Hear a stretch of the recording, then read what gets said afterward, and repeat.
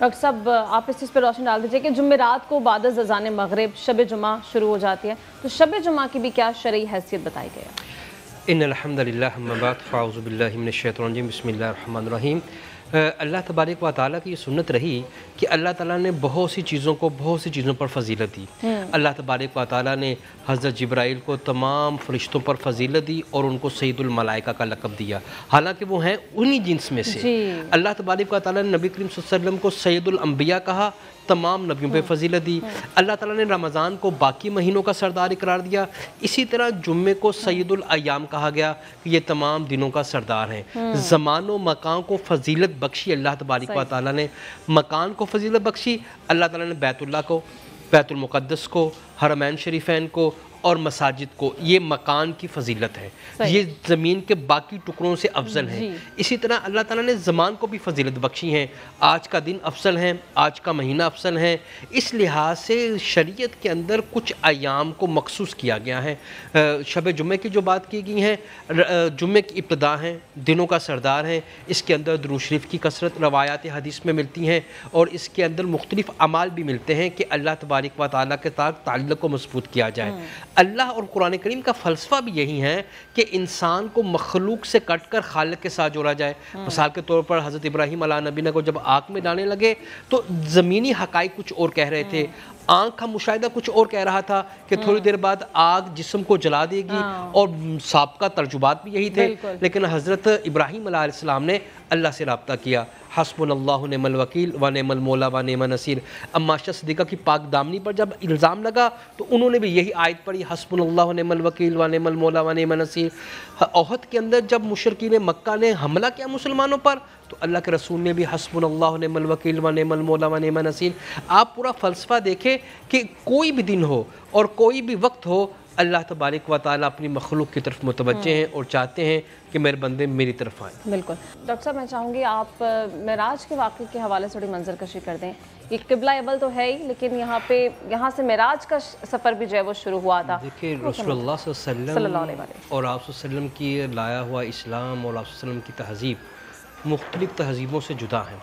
جب آپ صلی اللہ علیہ وسلم مکہ میں تھے تو آپ صلی اللہ علیہ وسلم اپنی جو نماز ادا کرتے تھے وہ قبلہ رخ ہو کے خانہ کعبہ کی طرف ہی کرتے تھے۔ پھر جب آپ کو ہجرت کا حکم ملا تو آپ مدینہ چلے گئے، مدینہ کے بھی ابتدائی 2 ماہ آپ اپنا قبلہ رخ خانہ کعبہ کی طرف ہی نماز کر کے پڑھ رہے تھے، لیکن پھر آپ کو حکم ہوا بیت المقدس کی طرف کا۔ بیت المقدس کے بعد یہودی اس بات پہ طعنہ دیتے تھے جناب رسول اللہ علیہ وسلم کو اور ایمان والوں کو، وہ کہتے تھے جب آپ کا نبی علیحدہ، آپ کا قرآن علیحدہ، آپ کا دین لیتا تو پھر ہمارا قبلہ کیوں استعمال کر رہے ہیں؟ اور رسول صلی اللہ علیہ وسلم اس چیز کے بارے میں اپنے اندرونی طور پر اللہ تعالیٰ سے گفتگو اور اللہ تعالیٰ سے رابطے میں تھے کہ کیا اللہ تبارک و تعالیٰ اس قبلے کو چینج کر دے۔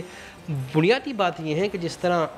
سورۃ البنی اسرائیل کی ابتدا میں کہا گیا کہ الذین بارکنا فی، اللہ نے اس کے ارد گرد برکتوں کو رکھا ہے، اور نبی کریم صلی اللہ علیہ وسلم کو جو معراج پہ بلایا، بلندگی پہ بلایا اور وہاں پر نبیوں کی امامت بھی کروائی، اور آپ کے وہ سارے منظر احادیث کا حصہ ہیں۔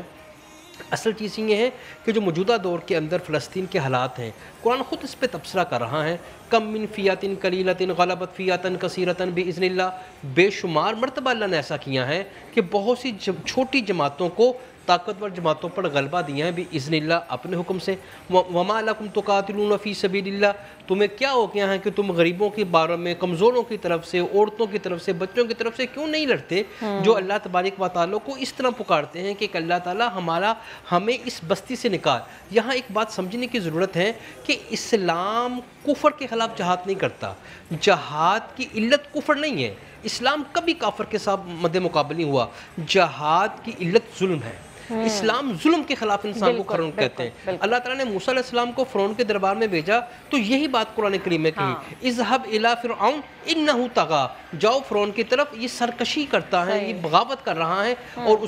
اس کی صورت قرآن کریم نے خود بیان کی کہ یہ مخلوق خدا پہ ظلم کرتا ہے، بچوں کو قتل کر دیتا ہے، عورتوں کو چھوڑ دیتا ہے، مردوں کو جلا وطن کر دیتا ہے۔ اصل چیزیں کہ جو اسرائیل جو ہیں اور جو اس کا وجود ہے، یہ مسلمانی امت کے سینے پر خنجر ہے۔ قائد اعظم نے اپنی ابتدائی طور پر یہ کہا تھا، اور الحمدللہ پاکستان ان ممالک میں سے وہ واحد ملک ہے جو مکمل طور پر اسرائیل کا بائیکاٹ کرتا ہے اور اس کو ایک اسٹیٹ نہیں مانتا۔ قائد اعظم کے ارشادات، علامہ اقبال کے ارشادات، ہمارا نظریہ بھی یہ ہے، اور اس میں کوئی شک نہیں ہے کہ اس وقت پاکستان کے اوپر بہت زیادہ پریشر ہیں عالمی سطح پر، لیکن الحمدللہ اس کے باوجود بھی پاکستان وہ واحد ملک ہے جو اس کو ناجائز ریاست سمجھتا ہے۔ عالمی اور طاقتی طاقتیں اس کے پیچھے ہیں۔ 1979 کے اندر عالمی سطح پر اس دن کو یوم قدس کے طور پر منایا جاتا ہے۔ سب سے پہلے تو یہ بتائیے گا کہ ایک نماز پڑھنے کا 10 نمازوں کے برابر ثواب ہے یا 30 کے، اور سوال ان کا یہ کہ ایک پڑھ لیں اور باقی 29 چھوڑ دی جائیں یا 9 چھوڑ دی جائیں تو پھر کیا ہے؟ کہ تو رمضان کی خیر و برکتوں کے بارے میں حدیث میں آیا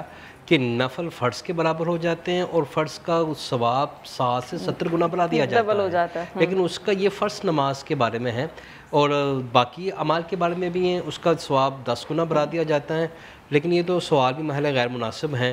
کرنے والے کو بھی چاہیے اپنی سمت کو اللہ کی طرف درست کرے اور اللہ کے معاملات، اللہ کے ساتھ اپنے معاملات کو بہتر کرے۔ ہم ہمیشہ جو ہے نا آسانی والا راستہ اور شارٹ کٹ تلاش کرتے ہیں، تو سوال ان کا یہ تھا کہ جی کسی مہینے ہمیں بونس تنخواہ زیادہ مل جائے تو اگلے مہینے تنخواہ تو نہیں چھوڑتے۔ بالکل ایسا ہی ہے، بالکل صحیح بات ہے۔ چل علامہ صاحب اس پہ رہنمائی فرمائے گا۔ ابھی حافظ صاحب بھی اس بات کا تذکرہ کر رہے تھے کہ غیر قانونی طریقے سے جو ایک قبضہ کیا گیا فلسطین کے اوپر، اور خود قرآن مجید میں اللہ تعالیٰ ارشاد فرماتا ہے اسرائیل کے حوالے سے کہ یہ کبھی تمہارے دوست نہیں ہو سکتے، تو اس میں اپنا مسلمانوں کا کس حد تک آپ سمجھتے ہیں کہ ایک غلطی بھی ہے کہ آپ نے ان کو دوست سمجھ کے ایک جگہ فراہم کی اور پھر اسی پر قابض ہو گئے؟ آپ کو لگتا ہے اسے؟ یقیناً اس میں جیسا کہ آپ نے تاریخ انبیاء کا ذکر کیا، حضرت ابراہیم علیہ السلام بھی فلسطین کی سرزمین پر رہے، اور وہاں سے ہی ان کو یہ حکم ہوا کہ جب حضرت اسماعیل علیہ السلام کی ولادت ہوئی تو ان کو پھر لے کر یہاں پہ مکہ کی سرزمین پر جناب حاجرہ کو ان کو چھوڑو سے پہلے، اور تاریخ میں یہ بھی ملتا ہے کہ اولاد کنعان یہاں پر آباد ہوئی تھی، اور اس کے بعد کافی انبیاء یہاں پر آتے رہے اور حالات کے مطابق چلتے رہے۔ لیکن جہاں تک آپ کے سوال کا تعلق ہے، اس میں بیجا یہ بات نہیں ہے کہ یقیناً اگر مسلمان اس کو قبلہ اول کی طرح متوجہ رہتے تو کبھی بھی یہ دن نہ دیکھنے پڑتے۔ اور دوسرا قرآن میں اللہ فرماتا ہے کہ یہود و نصارہ جیسے آپ نے کہا کبھی تمہارے دوست نہیں ہو سکتے، تو قرآن کا فیصلہ، خدا کا فیصلہ تو حتمی اور اٹل فیصلہ ہوتا ہے، اور اس میں جس طرح کے بھی ذکر ہوتا یہودیوں کا، واحد جنگ یعنی بدر احد کے خندق کے بعد حضور علیہ السلام نے جو یہودیوں کے ساتھ جو ان کے خاندان تھے بنو قینقاع بنو قریظہ کے ساتھ جو جنگیں کی، ان کو مدینہ سے نکالا اور وہ جہاں کر خیبر میں آباد ہو گئے۔ تو جس وقت خیبر کی فتح ہوئی، خیبر کی فتح سے لے کر آج تک کبھی بھی یہودی اسلام کو انہوں نے اچھا سمجھا ہی نہیں، اور بالخصوص حضرت علی علیہ السلام کے متعلق، کیونکہ خیبر کا فتح میں سب سے زیادہ کردار حضرت علی علیہ السلام کو، اور در خیبر کو کھاڑنے کا بھی 39 دن جیسے کہ گزر گئے، مختلف لوگ جاتے رہے، اور حضور علیہ السلام حکم خدا سے یہ اعلان بھی فرمایا کہ کل میں علم اس کو دوں گا جو قرار ہوگا، غیر فرار ہوگا، اور اللہ اور رسول کا دوست ہوگا، اللہ رسول دوست ہوگا، اور اس کے ہاتھ پر اللہ فتح کرے گا۔ تو صحابہ کرام خود ارشاد فرماتے ہیں کہ ہم بے تاب تھے کہ کل یہ کس کو دیا جائے گا۔ تو وہاں پر پھر سید الانبیاء کو بھی حکومت انہوں نے وہ پکار کر کہا کہ یا زیغم المہیمن یا ناصر النبی یا دافع النوائب یا قوت القوی یا فارق القطائب یا قاتل الغوی یا مصدر الغرائب یا عالم الخفی یا قاہر العدو یا والی الولی یا مظہر العجائب یا مرتضی علی۔ تو انہوں نے جب خیبر کو فتح کیا تو اس کے بعد ان کی دشمنی اور شدت اختیار کر گئی یہودیوں کی، اور آج تک مسلمانوں سے وہ یہی بدلہ لے رہے ہیں۔ اور کسی دور میں یہودی، عیسائی بھی اگرچہ ہیں، لیکن یہودی کسی دور میں مسلمانوں کے موافق ہو ہی نہیں سکتے، اور یہ قرآن کا فیصلہ ہے اور رسول کا فیصلہ ہے۔ ناظرین ایک کالر ہمارے ساتھ ہیں، السلام علیکم۔ جی وعلیکم السلام میڈم۔ جی کون کہاں سے بات کر رہے ہیں؟ جی میرا نام عبدالغفور، میں راولپنڈی سے بات کر رہا ہوں۔ جی کیا سوال کریں گے آپ؟ میڈم جی میرا سوال یہ ہے کہ اس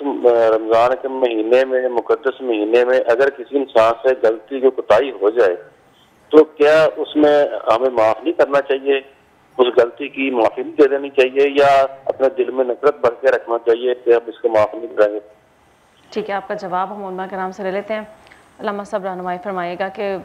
غلطی کسی سے ہو جائے تو اس کو معاف بھی اسی طرح کرنا چاہیے جس طرح ہم اللہ تعالیٰ سے معافی طلب کریں، یا؟ دیکھیں قرآن مجید میں دو چیزیں ہیں، ہم اکثر نیکی اس بندے کے ساتھ کرتے ہیں جو ہمارے ساتھ نیکی کرے، لیکن حکم یہ ہے کہ جو آپ کے ساتھ کوئی زیادتی کر رہا ہے، یہ اگر نیکی والے کے ساتھ نیکی کر رہے ہیں، یہ تو عدل کا بدل ہے، حل جزاء الاحسان الا الاحسان۔ اجر جو خدا نے رکھا ہے وہ تو یہ ہے کہ میرے ساتھ اگر کوئی زیادتی کر رہا ہے، میرے ساتھ جناب علی کوئی اس کے میں بدلے میں اس کا زیادتی نہیں بلکہ اس کو معاف کر دوں۔ بلکہ یہ قرآن میں بھی آتا ہے کہ خداوند متعال کی بارگاہ میں جاتے ہیں جب ہم رمضان مبارک میں اس سے توبہ کرتے ہیں، دعائیں مانگتے ہیں، مغفرت کی دعا کرتے ہیں، تو اللہ رب العالمین یہ فرماتا ہے کہ میرے سے دعا مانگنے سے پہلے ان لوگوں جنہوں نے تیرے ساتھ زیادتی کی، کیا تو نے بھی ان کو معاف کیا یا نہیں معاف کیا؟ تو یقیناً یہ تو ہے کہ اگر ہم کسی کو معاف کریں، اور صلہ رحمی بھی کسی کا کہتے ہیں، اگر تو حقوق اللہ کے ساتھ اس کا تعلق ہے تو پھر تو وہ اللہ معاف کر سکتے، لیکن حقوق العباد کے ساتھ جس کے ساتھ زیادتی کی ہے، جس کے ساتھ آپ نے کیا، اس سے بھی معافی مانگنا ہوگی، پھر خدا سے معافی مانگنا ہوگی۔ ٹھیک ہے، یہ ضروری ہے۔ تو ڈاکٹر صاحب میں چاہوں گی آپ بھی تھوڑا اس پہ رہنمائی فرما دیجیے، کیونکہ اب آگے رمضان کا مہینہ ہم سے جدا ہونے والا ہے، پھر عید بھی انشاءاللہ ہم منائیں گے، لیکن ایسا ہوتا ہے کہ ہم بہت سارے معاملات میں کوتاہی برت رہے ہوتے ہیں، لاپرواہی کا شکار ہوتے ہیں، گمراہی میں ہوتے ہیں، ہم ان تمام تر رشتوں سے جو کہ اللہ تعالیٰ نے بنائے ان سے دوری پر ہوتے ہیں، تو کیا اس کے حوالے سے کیا فرمائے گا؟ اس کا بھی جواب دیجیے گا، لیکن ایک کالر نے ابھی میں جوائن کیا۔ السلام علیکم،